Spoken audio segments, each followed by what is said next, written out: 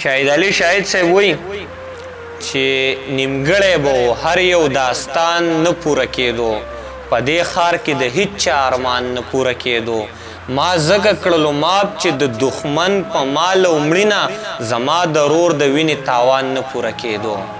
سالار صاحب ډاکټر امین تنها صاحب وایي چې ورک دې شمه خیر دی چې مې ورک ایمان راوړی دی.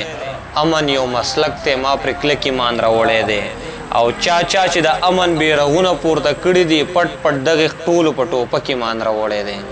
چا چې د امن بیرغونه پورته کړي دي پټ پټ دغه ټولو په ټوپک ایمان راوړی دی. او دلته کې د خلکو ځکه تورې نیغې کړي دي، دلته یو جنۍ په یو هلک ایمان راوړی دی. دلته کې د خلکو ځکه تورې نیغې کړي دي، دلته یو جنۍ په یو هلک ایمان راوړی دی. دا خلک به څنګه د رڼا سره په لاره ځي؟ دا خلک به څنګه د رڼا سره په لاره ځي؟ دوی خو د تارکولو په سړک ایمان راوړی دی او خلکو سرحدونه تر اسمانه غځولي دي. خلکو سرحدونه تر اسمانه غځولي دي. مونږ په کابل او په اټک ایمان راوړی دی. او زه چې داسې ورک او بې درکه یم، ما د چا د مینې په درک ایمان راوړی دی. او ټوله ورځ د حسن تذکره او وظیفه کوي. وګوره تنها په کوم مسلک ایمان راوړی دی.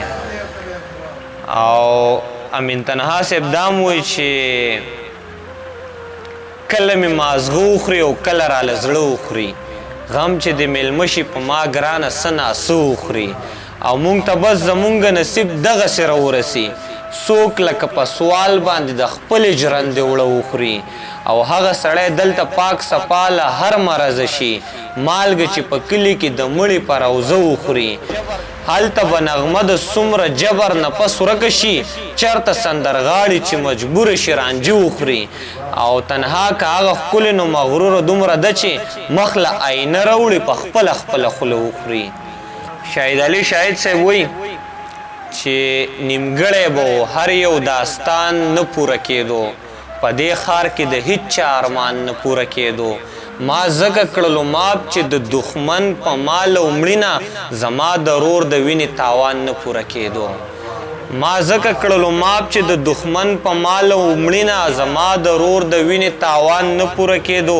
چې چا لره د دې وطن د وږو غم په کارو، هغه خلک په ځانو او ځان نه پوره کېدو. او د چا د خدای په ځمکه باندې ځای د سلي نه و، د چا د کور د چت په اسمان نه پوره کېدو. او شاهده په دې خیال مې بلها خلک ژوند ته راغی، شاهده خو کمی د جانان نه پوره کېدو.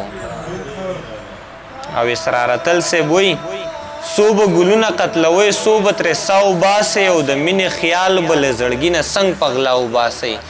تاسو پرې وپایئ خو ژوند درنه بې مینې نه شي. زما د تن وینې نه چوړ کړئ، ما نه سا وباسئ. او فرق هم دغه دی چې دواړه بس د یو کلي یو. زه امن غواړم او تاسو ترې رڼا وباسئ.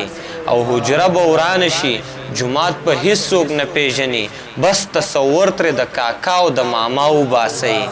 او بیا به ګودر بیا به چینار ته څوک څه نه وایي، خو بس د دې کلي نه یو خان او بل ملا وباسئ.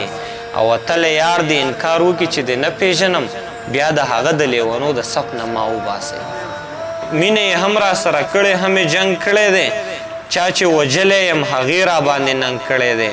د خوشحالو په وخت کې ډېر خلک مینو په ما، سختو حالاتو کې هر چا زمانه سنګ کړی دی. زما د قتل په الزام کې چرته ګیره نشي، د لاس نه کریزو د وینو په شان رنګ کړی دی. اتله مانه د بنګړو سازونه نه هېروي، زما په خپو کې تل د وخت زولنو شړنګ کړی دی. چې نشې خراب کړم، تماشې خراب کړم، ژوند حادثه و حادثې خراب کړم. نشې خراب کړم، تماشې خراب کړم، ژوند حادثه و حادثې خراب کړم. ما درته وې زړه په ژړا سپکېږي، تا د لاسه کړم د لاسې خراب کړم.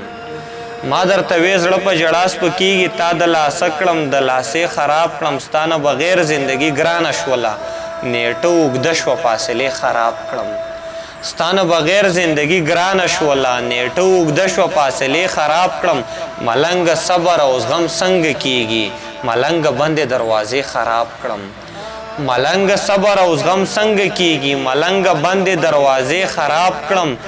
او ګلابه ته معصوم پسه خراب شوې، ګلاب ته معصوم پس خراب شوې ګلاب زه خو خپلې خولې خراب کړم او یا سره زه لکه دا یو نیم شاعر نامې خراب کړمه جامې خراب